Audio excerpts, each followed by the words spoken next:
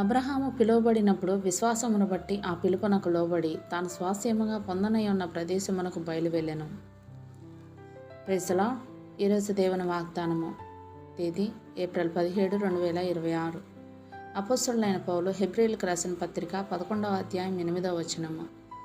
అబ్రహాము పిలువబడినప్పుడు విశ్వాసమును బట్టి ఆ పిలుపునకు లోబడి తాను స్వాస్థ్యముగా పొందనై ఉన్న ప్రదేశమునకు బయలువెళ్ళెను.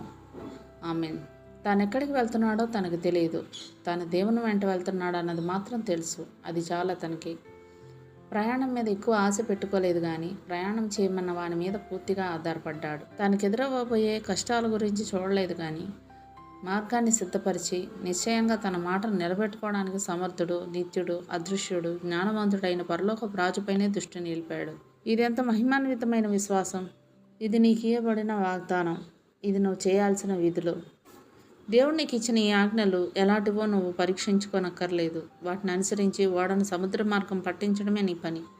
అన్నిటినీ వదిలి లేచి క్రీస్తును వెంబడించు. ఎందుకంటే భూమిపైన ఉన్న ఆ శ్రేష్టమైనవి పరలోకంలోని అత్యల్ప విషయాలకు సాటిరావు. నిన్ను నడిపించేవాడు అందరూ నడిచిన దారి గుండా నిన్ను నడిపించడు.